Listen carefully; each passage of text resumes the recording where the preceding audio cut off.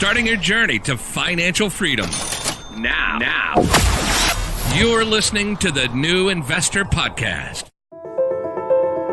This is Faris CJ for the New Investor Podcast, and thanks for joining back on the second part of the episode. So when you have a newly found purpose in life, just like I did, you are to never stop strategizing. There is always one more thing that can be done. And the next step was, what will I be doing with all that disposable income I was creating? I knew that keeping money in cash sitting will not be sustainable as a strategy, as this money will need to work for me at one point. So I did what everyone else does when having no clue about investing. I contacted brokers, and they're very good salesmen, these brokers. They will explain in every possible way how you can get rich, even millionaire at retirement if you entrust their money, your money with them, of course, on a monthly basis. So plenty of things they do not tell you right away, and my heart told me to stay away from them, and I did. That was probably one of the best decisions I had ever made. However, I became curious about what these guys were actually doing. They could not possibly hold some sort of a secret knowledge that was impossible for me to learn by myself. So again, keep moving. So I decided to research online everything there is to know about investing on the stock market. I started very simply by Googling the word investing. Believe it or not, this was the start of the greatest research spree I had ever done on the subject, and I kept documenting myself, which led to more and more resources such as various podcasts, books, and articles. During that time,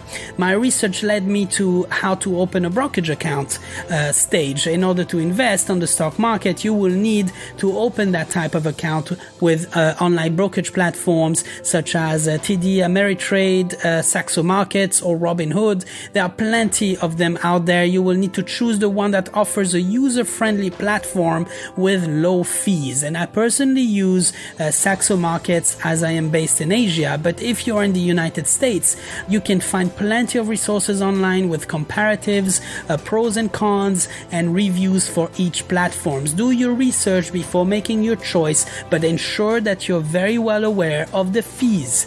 So I therefore opened my brokerage account and invested $2,600 into it, and I bought my very first stocks. The very first operations I made were based on what I was passionate about: artificial intelligence and tech. There was no doubt in my mind that by investing early into this, 10 years from now, I will be right and I will be rich. So I bought the big players in that sphere: Apple, Facebook, Amazon, and Microsoft. I also bought an ETF. An ETF is an investment fund of a variety of stocks that trades just like a stock, but you will own very small percentage of various companies. So I bought an ETF on robotics, which I believed came hand in hand with AI in our future. And that was the start of my belief to invest only into companies that I understand. However, I was not yet in tune with my emotions, and my first year of trading securities ended up on the negative. What I managed to do right for the first year is to keep investing my savings every single month without fail, and my net worth grew, but I ended up losing money by the end of the year. So the main reason for this was me buying and selling whenever the markets were fluctuating. I had no strategy, did no research, I had no patience. It played against me. So it is crucial that one be very much self-aware, and I knew that I did not approach this the right way, and that if continued onto this path, I will be losing it all on the stock market along with my dreams. So I had to change strategy. That was the second best decision I had ever made. The beginning of the year 2019 was for me the period that defined my whole investment philosophy, which I have sustained since, and that produced amazing results so far, also given the fact that the stock market has had its best year in decades, but that doesn't matter. I started the year on a new slate.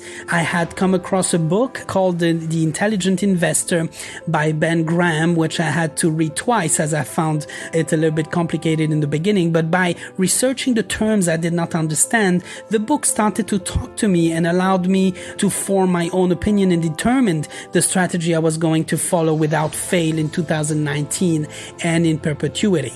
So at the end of of 2018, I sold all my stocks, most of them at a loss, to start on a clean slate. So I used 50% of my capital and bought Apple stocks, 30% to buy Bank of America stocks, 8% to buy Microsoft stocks, and the rest I invested into the S&P 500, basically buying the market to park cash.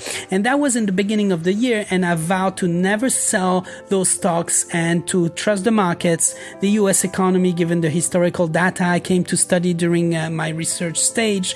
And I made additional trades during the year, which I am holding on to as well today. So I have a total of 5 companies I have invested into. Don't complicate things. Make sure you know everything there is to know about these 5 companies. Make sure you love the sector and understand it. Read their financial reports, attend the earning calls, ensure you customize your news on your iPhone, on your investments. Plenty of apps for that, like Google News and News 360. They're free. So this is the end of part 2. Stay tuned, as I will be going even more into details into the third part of the episode. In the meantime, be well and stay invested. Thank you for listening to the podcast, and I really hope that it brings you some additional support on your own journey towards financial freedom. Don't forget to hit that subscribe button to never miss an episode, and looking forward to your DM and follow on Instagram at New Investor Podcast. In the meantime, stay invested, be patient, and keep playing the long-term game.